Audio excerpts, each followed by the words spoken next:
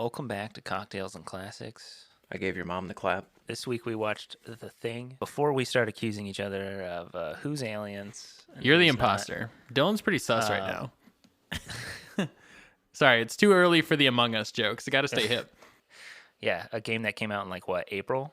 It'll be the TikTok video. Trust me, the kids will fucking love it. The youths. They love Among Us. If you're in America, you're listening. There's something big coming up, so just a little forewarning: go vote. If you can still register to vote and you haven't, do it. And now let's just get into the show. Yeah, fun fact: some states actually allow you to register same day. One of those is Michigan. So if you're not registered, it's not an excuse. So you can just go do it and then go vote. One more quick thing. Shout out to my dad. It's his birthday today, so Boo. happy birthday. Boo, you suck, Dave. Oh. Dave's a nice guy. Don't talk shit about Dave like that.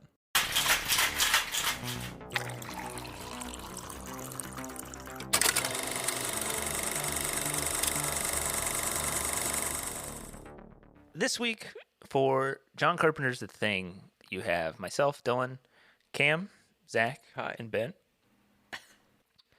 And since the JMB is prominently displayed throughout the entire effing movie, and it's a little chilly up in Antarctica, or down, I guess, technically, we're sipping on a hot toddy this week for our cocktail. Hot toddy is kind of just a template. Don't really know when it was established. This is an old ass drink, but I'm currently sipping on a one with tea. There's a couple variations. You don't have to have tea, but I went with the J&B Scotch whiskey with some Yogi brand honey and lavender stress relief tea, because I'm very stressed making this podcast. You guys stress me out. So between the alcohol with some and the orange tea, it blossom should be honey, good. and I like it. Yeah, it's decent. About 2 ounces of your liquor, some tea or hot water. You could throw lemon in there, cloves, cinnamon, and a sweetener. Maybe maple syrup, maybe honey, maybe just simple syrup if you're a sadist. But I put a little of that in mine, not going to lie. Maybe if you're a longtime listener, you'll throw a little maple syrup in. Yeah, I made the tea version, but I've had the lemon variant, and I gotta say, as someone who likes sweeter stuff, I do like the lemon version better. It is a little sweeter. I also, perhaps I shouldn't say this because it's kind of blasphemous, but I actually used Irish whiskey instead of Scotch. And if you don't know, there's like a big feud between Ireland and Scotland of who has the best whiskey. So I chose to use Irish whiskey this time. I went with a little weirder tea instead of the black, I think is what it usually calls for. But I like it. You get a little spice, warms you up on the inside from the, obviously the actual warmth, but I feel like the whiskey kind of, hits the back of your throat and it's like, ooh, okay. Yeah, it's interesting because this is actually a Scottish drink, but I don't know if you said this, but it like kind of comes from India. So yay, colonization. But yeah, due to the British, go ahead and clip that for me, you please. can cut that part, but I want that recording. due to the Yay, imperialism. you can cut that from here. But obviously that was satire or sarcastic. Anyway, All right. It was neither, All right, ladies Lindsey and Graham. gents. It was both. It was neither. But no, due to British colonialization, a lot of stuff from India made their way over to Britain, and apparently this is one of those things. Interesting. I guess that makes sense. Like cloves, I feel like are like a lot of spices are from. Well, yeah, I think Southeast it's Asia. a spice in the tea specifically, is in like an Indian recipe, and then they just they're like, oh, we have this tea, and we have all this Scotch, so let's just put them together. I think the big thing with this drink is that we can give you a recipe, but there's no, this is the way you have to make it, which is really cool. So if you're sitting at home and, you're like, oh, I like a little bit of lemon, so I'm just going to put a little lemon juice in my hot toddy, go for it. You want cinnamon or different spices, whatever, do it. But you don't have to call it a different drink. Where some things it's like, no, if you add this, it's no longer X, Y, or Z. It's now this other cocktail. I Fuck say you that. grab life by the horns, pull a Kurt Russell, straight Scotch on the rocks, because I can't make it as cold as it would be in Antarctica. Maybe give a little to the chess machine. Why not just Yeah. Smirnoff it, Zach? Drinking. Because Smirnoff is disgusting. Agreed. This week, we watched John Carpenter's The Thing, a 1982 film directed by John Carpenter, based off the Howard Hawks version and the short story Who Goes There by John W. Campbell Jr. Stars Kurt Russell, Wilford Brimley, Keith David. Wilford Brimley, diabetes. Rest in peace. It's the only way I know him, other than this movie now, is those diabetes commercials that he was in. Yeah, I mean, he's in a lot of stuff, but Yeah, but the only modern thing I know him from is the diabetes commercials. The thing Cameron knows him from is when Family Guy made fun of his diabetes commercials. See, I don't even remember that particular episode, but I do remember seeing the diabetes commercials. But also there's a whole lot of stuff around that. the composer. Hey, no, stop. You left out my main man, Keith David. He Was said in Keith this David. movie. No, I said Keith David. You He did? was second. Oh, okay. Yeah, or Never third. mind. Just kidding. Um, I didn't hear Keith David. I was too focused on Wilford You're Brimley. trying to hide your erection from the Wilford Brimley talk. You missed the Keith David talk. Keith David in such roles as President of the United States in Saints Row. He's in They Live, another John Carpenter film that we Yeah. could watch at some point. Yeah, that'd be fun. Stars alongside Rowdy Roddy Piper. Yes. I'm here to kick ass and chew bubblegum, and I'm all out of bubblegum. Windows is also in The Warriors, if you've seen that movie. The Thing currently sits at an 8.1 out of 10 on IMDb. Quick little plot summary is it's about a research team in Antarctica who are hunted down by a shape-shifting alien that assumes the appearance of the victims that it takes. It's number 163 on IMDb's top 250s. It was nominated for one Razzie in 1983 for Worst Score. What? Ennio Morricone. Yeah. I saw he directed the score, and I'm shocked that they gave it a Razzie for worst score, because I thought the score was good. There's just I not loved much it. to I always it. thought it was John Carpenter, to be honest. Until I watched it this time, and I was like, wait a second. How do you give Ennio Morricone a Razzie? How is that Don't. possible? You just nominate him. That's true. Well, if the movie was so bad, why didn't they just nominate the movie and not like the score? Like they couldn't nominate But the anything movie else about wasn't. It was the score. It came out, but when it came out, it was like panned. Like people did not like it, and it bombed.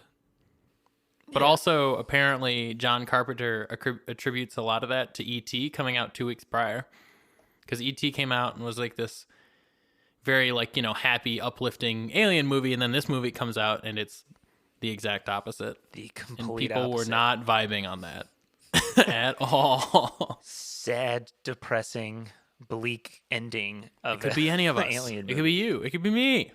I just want to see an alien ride around in a little tricycle. That's all I want. He's not on a tricycle. He's in the basket. Okay, of he's it. in the basket of a bike. All right.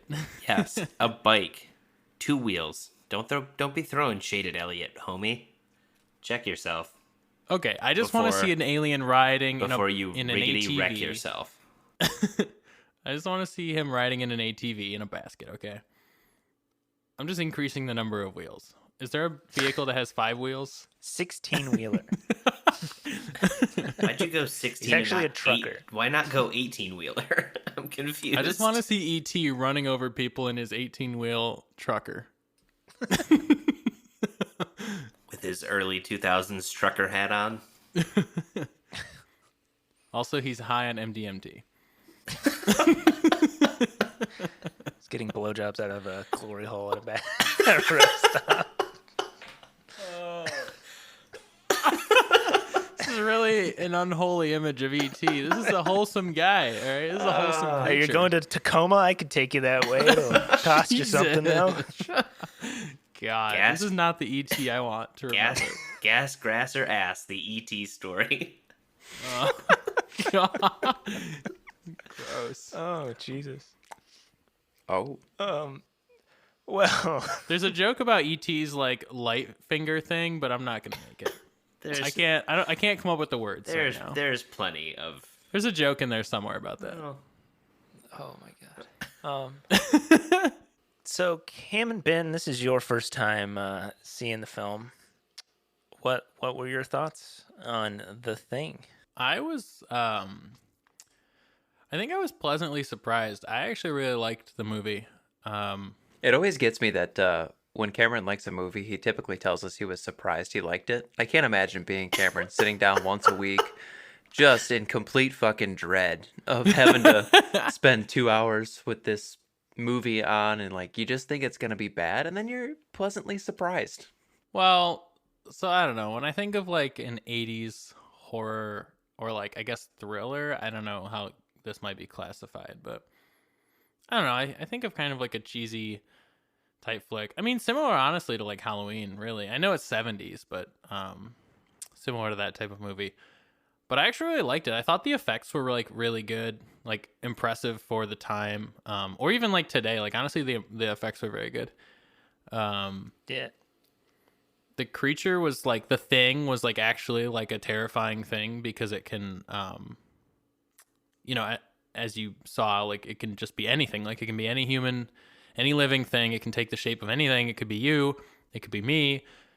You don't know, and it can infect like multiple people. And yeah, it's just It's like a lot like socialism. I was gonna say it's basically COVID the movie, but sure, socialism. Yeah, I was gonna say I was kind of surprised going into this one.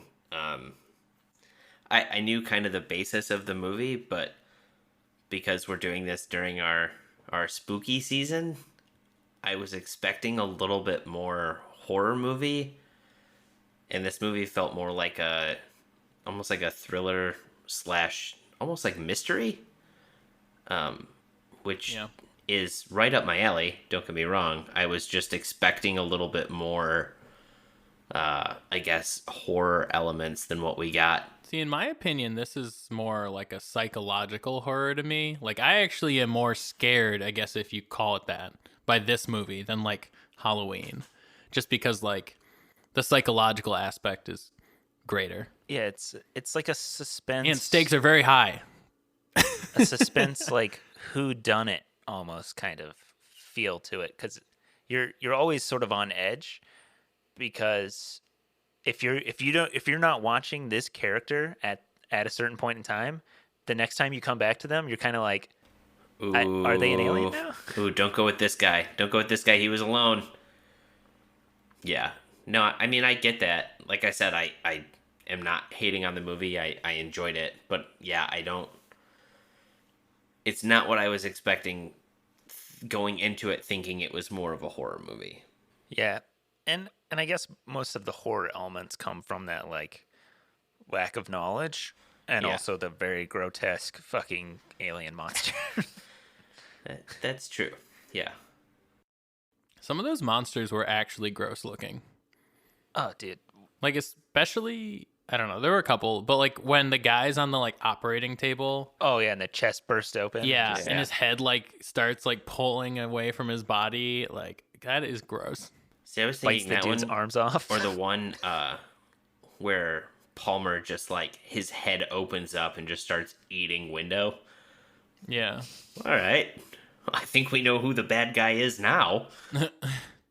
Well, I love both of those scenes, because the chest burster is kind of, it's almost like a jump scare, because you're not expecting it, because he's got the defibrillator, and Right. he like hits him once and it's fine, and then he hits him the second time and then his arms just go straight through.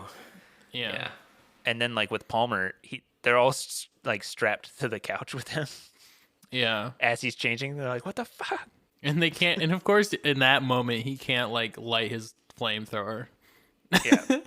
Like, get him away. Fine. All right. I thought this movie was interesting to see compared to now, because so many of these kind of scenarios have been made into different board games like Secret Hitler, video games like Among Us. What's the one Night a Werewolf? Just different kind of games like that very much turn this scenario into a socially fun game. So I thought it was really interesting watching that and being like, yeah, that the logic at a lot of points checks out to like, what would I do if I were in this situation? Yeah, I would. If I know I'm okay, I'm going to tie all you motherfuckers up and test you. I'm not going to sit here But at the same time, like I understand why half of them are like, yeah, why? No, I'm not letting this one dude that I don't know if is an alien tie me up. Oh wow, yeah. Now we're all just right here, ready to get eaten or absorbed, whatever the hell you want to call it. Yeah, can we talk about how much of an alpha move that was by Kurt Russell to just, all right, everybody in the camp except for me will be tied up. Yeah, And then Well, we're I going to think get to the people root may of it. have realized. Well, he had the when he was gun, just like, right? "I'm gonna blow up this place." Yeah. if you come near me, like If I we will don't kill do everyone. this, I'm gonna kill us all. Yeah, because he had the gun or the explosive at least at that point. If you don't all tie yourselves up, I'm gonna blow us all up. I don't know. McCready's sus. Vote him out. This is like a classic like story plot device. Like lock everyone in a room, and then there is a traitor among us. Like X-Files has an episode like this. You have the Total Recall episode of Rick and Morty. Well, there's Clue. True, there is Clue, the board game or the movie. I think it's Why not both?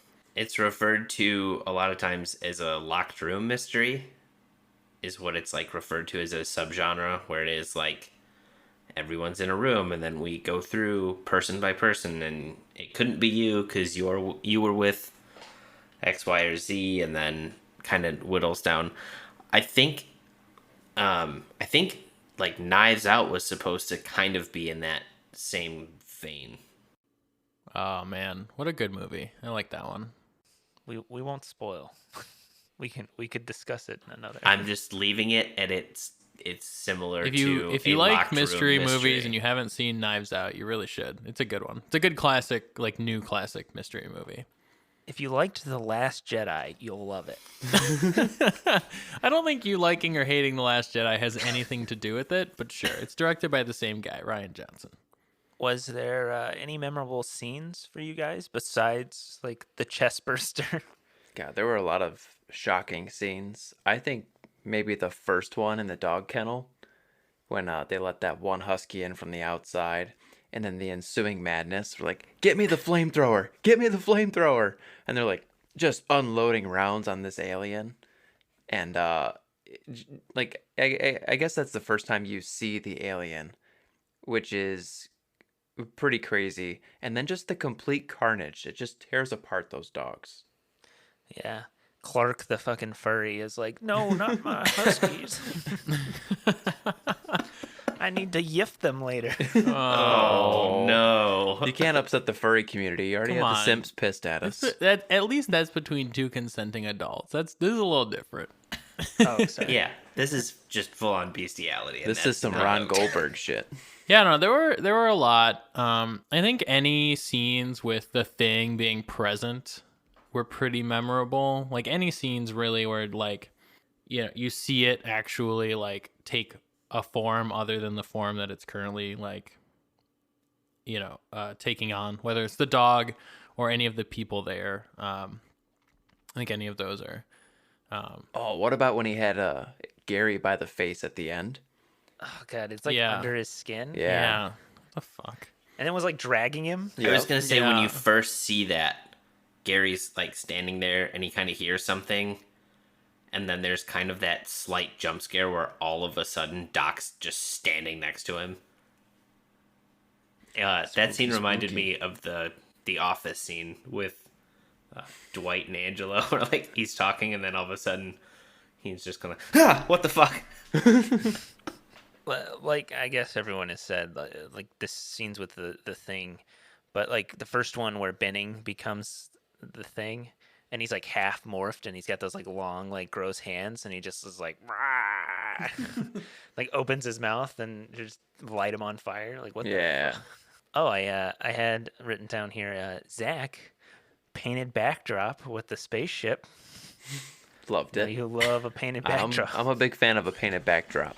And I did catch it. They're basically all practical effects except for that one and maybe a couple others in this movie.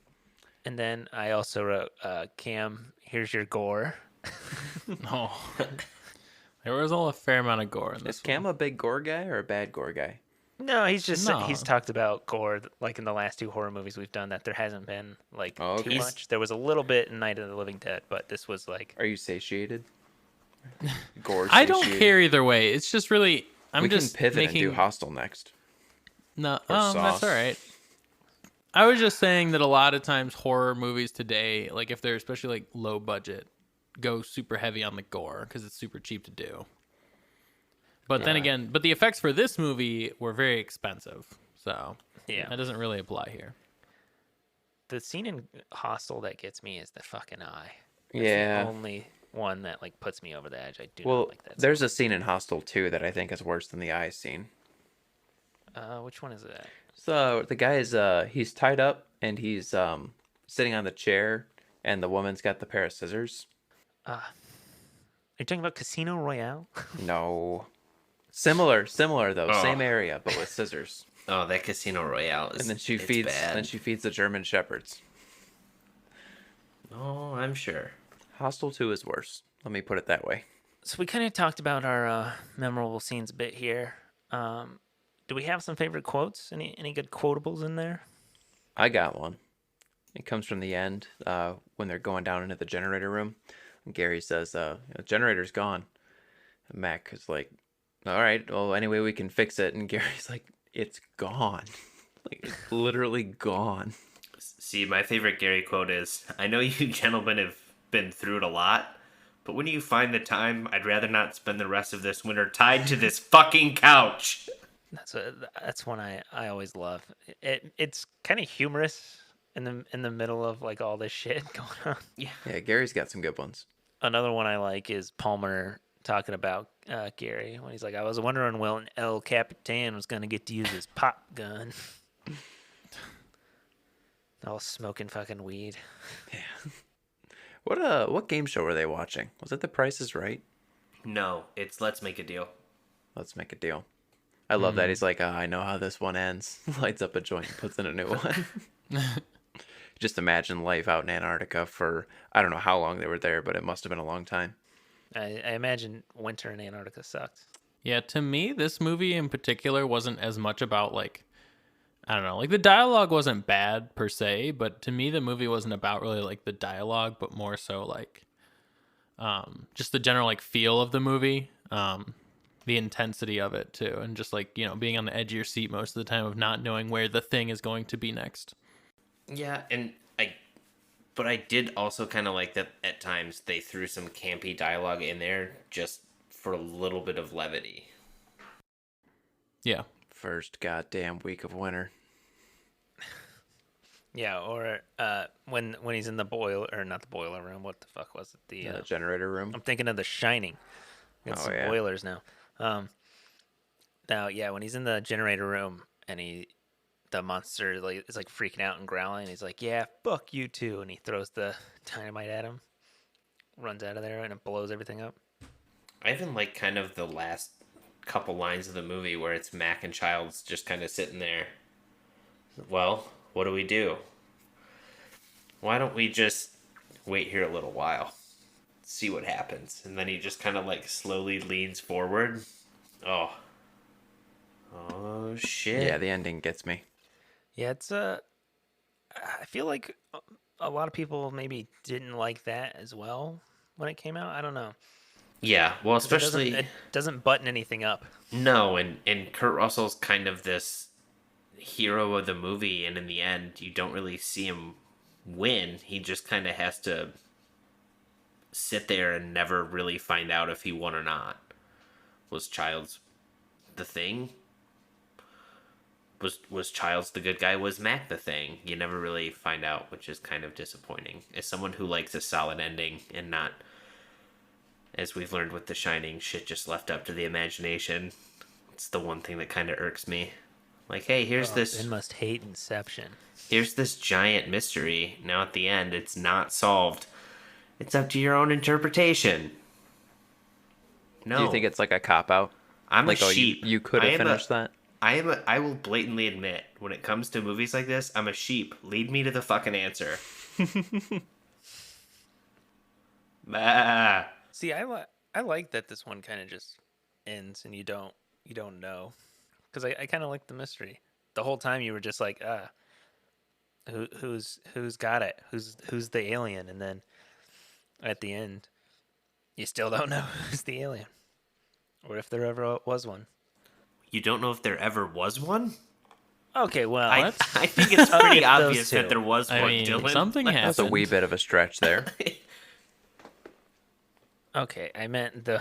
Look, I'm just saying, maybe they're all synths instead. Okay, maybe they're all synths. No, here's my theory. They're all robots. To go along with Dylan's, maybe there was no alien. Let me run this by you. Damn it. Mac Reddy was a pilot in Vietnam. Maybe the whole movie takes place in his head. Are you saying this is just a manifestation of his PTSD from the war? Yes. Interesting. I'm not saying it. I don't believe it, but I want you to believe it. Interesting. I Get don't that man think some that's LSD.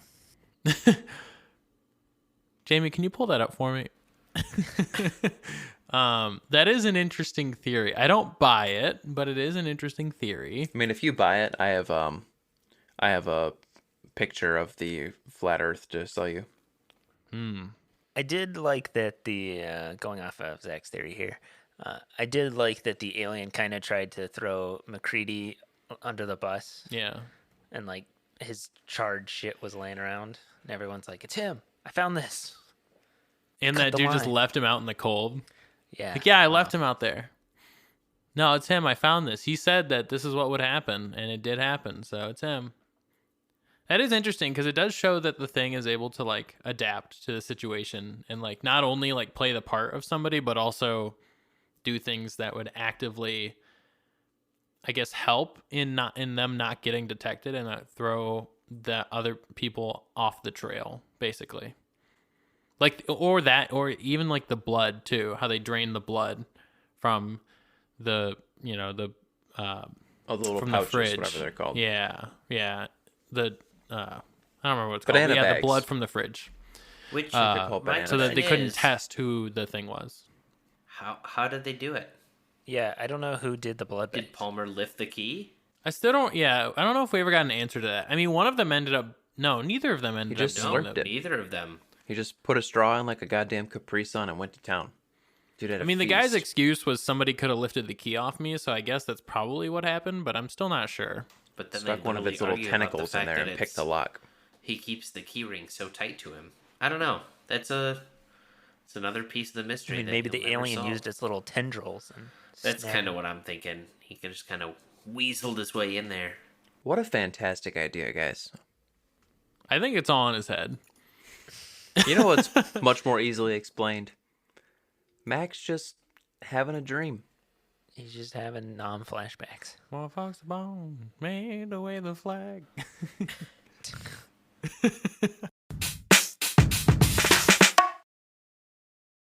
So this week's podcast is brought to you by Surfside Sips. They make high-impact glass straws. They're a family-owned company, and what's better than saving the turds? You know, The turds. The turds. you know, I'm one of those people who hates using paper straws. Paper straws fucking Paper straws suck. I They are love the worst what solution. they do. I love that we're minimizing the use of plastic straws. I enjoy that. Paper straws suck ass. They suck. They're the worst possible solution because turns out, guess what? Paper and water don't fucking mix, okay? I don't know who came up with it, but it doesn't work. Even though they put coating on it to try and help, it doesn't work. It just gets soggy and you end up throwing it away anyway, and that's just more waste. And so, But you know what doesn't get soggy? Glass. yeah. Glass straws from Surfside Sips. And if you want to get some glass straws from Surfside Sips, you can use coupon code cocktails and classics spelled out. That's cocktails AND classics for 20% off your order. And if you're looking for a business to support during this time, seems like a good idea. Today's episode is brought to you by Audible. Audible is the leading provider of spoken word entertainment and audiobooks, ranging from bestsellers to celebrity memoirs, news, business, and self-development. But essentially what it is every month you get 1 credit to pick any title, plus 2 Audible originals from their monthly selection. So, Dylan and Zach, what are your experiences with Audible? So, working from home nowadays, I recently used Audible to rip through one of my favorite book series. It's always great to go back and revisit some of your favorites. And since we've recently done From Russia with Love, you could check out some of Ian Fleming's books on Audible. They have Dan Stevens, Toby Stevens, Damian Lewis, many great narrators. Read through Diamonds Are Forever, From Russia with Love, Live and Let Die. So maybe you want to get into the James Bond novels as well as the movies. To start your free 30-day trial, go to audibletrial.com/cocktailsandclassics, all lowercase. Again, that's audible.com/cocktails, A-N-D, classics. After your free trial is up, it costs $14.95 per month. However, there are no commitments, and if you can't decide what to listen to, that's okay. You can roll your credits over up to 1 year. A little bit of a tradition around here is Zach takes over and puts us through a little bit of a trivia quiz. Zach, what do you got for us today?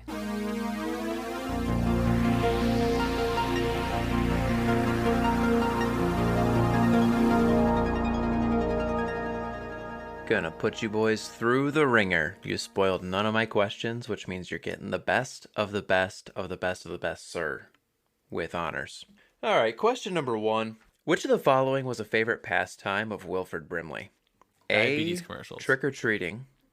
B. Pretending to play the clarinet. Or C. Mooning people. B, pretending to play the clarinet. That sounds so weird. You know, I think Wilford Brimley's a silly guy, so I'm going to say C, mooning people. I'm also going to say C, mooning people, because it seems like he's the weird type of dude to do that. Well, that is correct. Mooning people? Yeah, there was an interview with who was it? Steve Guttenberg, who did the Cocoon movies with Wilford Brimley, and he talked about how they'd always be on set, and Wilford Brimley loved mooning the audience or the camera. So weird. He said Such a weird thing to do. he'd have like Just contacts our with crazy people. uncle, Wilford. I'm Wilford Brimley. Can't keep his pants Our up. And crazy this is uncle my butt. retweeting QAnon, you know? I have an ass. Alrighty, so that puts Ben and Cameron in a tie with 1 point each, and Dylan bringing up the rear. So, question number 2. Unintended. There was a good amount of Morricone music that did not make Gotcha, it I into understood The Thing, but did make it into which Tarantino movie? A. Reservoir Dogs, B. The Hateful Eight, or C. Once Upon a Time in Hollywood? I feel like it's not Once Upon a Time in Hollywood, maybe. I feel like a lot of that movie was actually driven by music from the time and not soundtrack. But I could be dead wrong. That would be the other way. The soundtrack is the music. What? And it would be the other way. The soundtrack is like the music that like Is in takes the place movie. That's not written directly for the movie. The score is. Oh, I got you. Okay. Well, you know what I Jesus, meant. This fucking The score kid, right? is 1 to 0. Like I said, I don't know movies that much, so I'm going to look up all the information I can get ahead of time. How do movie? What do now? What music movie used? So I don't know. Italy man make movie music. What other movie music Italy mans go into? Why use many word when few word do trick? Because Italian is Dennis Bastard is a Man. Bastard man. Ennio is Bastard Man. Why Charlie hate? Jesus Christ. Anyway, we've What were the devolved options here. again? I don't know. I'm gonna That's what I say wanna know. I'm gonna say Hateful Eight. I'm Yeah. not gonna give any reasoning because I don't want to these chunguses to mooch my mean- answer. Ennio Morricone, cowboy type movie. Hateful Eight sounds about right, so I'll go there too. Also, some of it takes place in the cold, if I remember correctly. Not that that really has much bearing, but cold movies. Cold cowboy movies. Definitely that one. I know he did the Hateful Eight score. Um, and I want to say he also did Once Upon a Time in Hollywood. I want to say that was his last movie. You can say it. Our But fact checkers will check it later. yeah. But Not now, I though. do think it is The Hateful Eight as well. It is indeed The Hateful Eight. Nice. Was I right about the Cold Cowboy movie? No, Dylan was right about the guy did The Hateful Eight and also The Thing. So he just copy I pasted some of see. his old work. It's so nice when you can just copy paste, you know? I did this on a different thing. I can do that here. Yoink. I'm sure it was just like a little homage, but Well, he said it was like unused, right? Yeah, it was unused music. yeah. He did not do Once Upon a Time in Hollywood, actually. Actually. Actually, Dylan, he never did the Hateful Eight. No, he did. Original music by Ennio Morricone. I told it's a cowboy movie. Of course he's gonna do it. Alrighty, I'm so a cowboy, baby. we still have a tie. Ben and Cameron each with 2 points, and Dylan, his last chance to make it up here with 1 point. Question number 3. I forgot Dylan got it too. Which of the following nearest bodies of land is not within 3,000 miles of Antarctica? Is it A, the Falkland Islands, Wow. B, the South Sandwich Islands, or C, New Zealand? Not within 3,000 miles of Antarctica? Yep. New 3,000 Zealand is a lot of miles. It is a lot. I feel like New Zealand is definitely within 3,000 miles. Right? But also, I don't know these other I was two going to say, I wish I could islands, tell so- you where the Sandwich Islands and I the don't know where The Falkland South the Sandwich sa- Islands, not the other one. The South Oh, Sandwich shit. Islands. I always confuse the North and the South Sandwich Islands. So. Well, there are no easy to North do. Sandwich Islands. I prefer Shit. the Sub Sandwich Islands. Yeah. It's a hoagie. Get it right. I prefer the Hoagie The Islands. South Sandwich Islands will rise again. Oh no. It's about sandwich rights. Anyway, I don't know. God. Well, not to throw too much of a bone out to the crowd, but the South Sandwich Islands are a territory of Georgia. So going with that whole South Sandwich rising again type of thing kind of fits in. Great. I don't know. I'm gonna say Falkland Islands just because I don't think it's New Zealand, and I don't know where the South Sandwich Islands are. It sounds pretty dope, but I'm gonna say Falkland. Gotta risk it for the biscuit. I'm gonna say the South Sandwich Islands. Nice. This works perfectly because I was going to say New Zealand. Oh, boys, we get to go to the tiebreaker. Dylan got it it's right. New Zealand. Yes. So actually, the Falkland Islands and the South Sandwich Islands are the two closest bodies of land to Antarctica. New Zealand is just outside at 3,094 miles.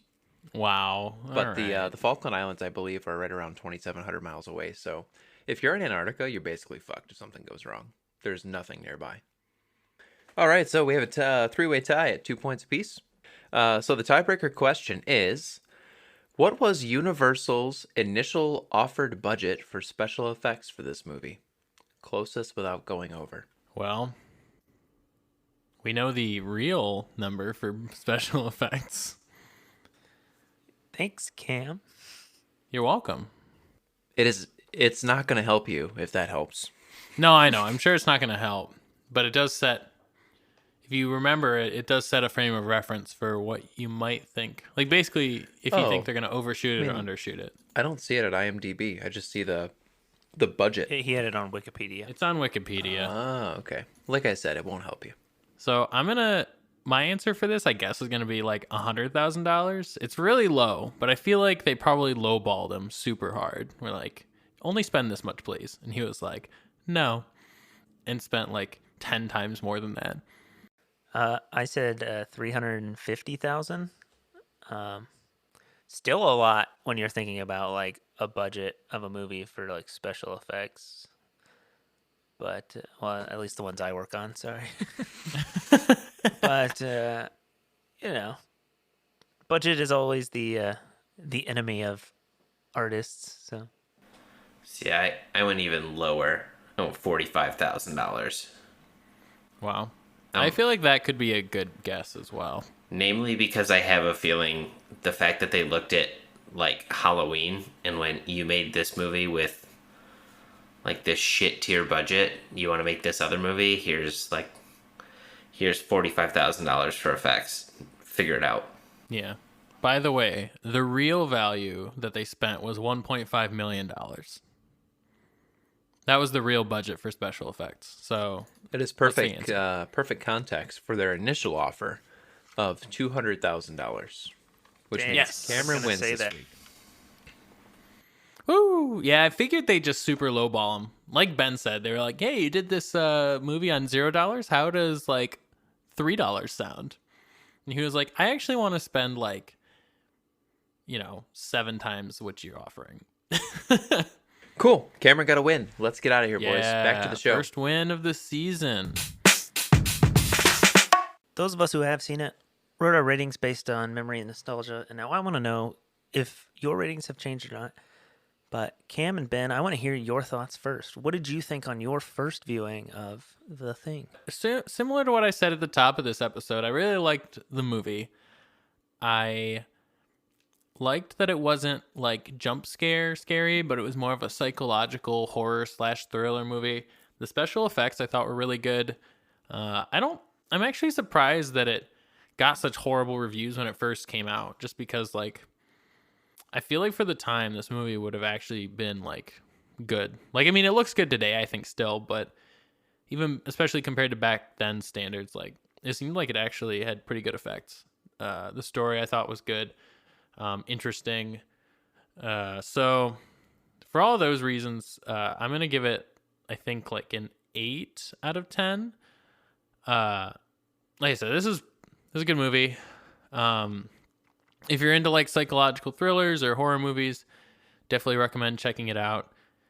It, like Ben said, it is like, it seems like one of those, like, I don't know. I feel like I've seen a lot of things like media and stuff like this since this movie, but I don't know if a lot predated this. So I think this did something that, was an interesting and somewhat unique concept at the time and has spawned a lot of media, movies, pop culture, that kind of stuff. I kind of had an idea of what it was about, kind of the basic premise of the movie. The gist of the story of what was going to be happening. Like I said, being that the last couple movies we watched were like Halloween and Night of the Living Dead, I was expecting this movie to have a bit more of a horror vibe. And the fact that it did not have that left me pleasantly surprised, because I'm not a big horror movie person, but I do love mystery thrillers, psychological thrillers like that. Yeah, I think this being kind of taking the whole locked room mystery and kind of flipping it on its head by also making it kind of a monster story was really interesting. Like I said, kind of knowing what was going on and what the major plot was going to be, I was kind of bummed that it took like so long to get there. Like I feel like they probably could have gotten into the who done it or who's the monster part of the movie a little bit quicker. Again, I'm a fan of a cleaner ending than not knowing, but I gave this movie an 8. I really liked it. I think it's a movie that it can kind of be an introduction to scary movies because it's not super jump scary and majorly horrifying. At least it wasn't in my eyes. But something I would definitely watch again and would probably enjoy. So yeah, I give it an 8. Check it out. So The Thing. This is, I think, one of the best horror movies ever. It has everything that you want in a horror movie. There's isolation. There's distrust, like man against man. There's sort of this background man against nature, but it's an alien in this movie. You don't need a ton of character story because the movie is just full of suspense and mystery and wondering where is the alien. The movie is full of people that love to go off by themselves. It's never like let's split up for some just stupid reason. They always have a thing to go do on their own, which is exactly when the alien gets you. I don't really have a ton to nitpick about this movie. So I'm going to give it a 9 out of 10. It's something that I've seen a ton, and I'm going to keep watching it because it's so good. I'll have you know, Zach, that bumped your all-time average to exactly a 7. Ooh, look at that. Like on the dot. Looky there. So I don't know if I said this before when we did Halloween, but I'm a huge John Carpenter fan. Love most of his movies, even the shitty ones, to be honest. And this one is no different. Going in, I had it at a 9. This one is one I can just watch anytime it's on. I love it. It instills like a real sense of like dread and distrust in you. I love the synth score with the that I thought was John Carpenter for the longest time. I'm a big dummy. Kurt Russell is the fucking man. Goes on to do a lot more movies with John Carpenter. So He also did Miracle, where he played Herb Brooks. Might be the greatest sports movie ever, just letting you know. not if you're Russian though. I bet they hate that movie. Who cares? You're leaving out Slapshot as the greatest sports movie. I think you need to be careful the way you say, I bet they hate that movie. I think you really need to watch how you use the they. I think what true, you mean because- is Ruskies. Because they can get really you offended. really need to watch the inflection you use on that. Yeah. And it's not the Russians, it's the Soviets.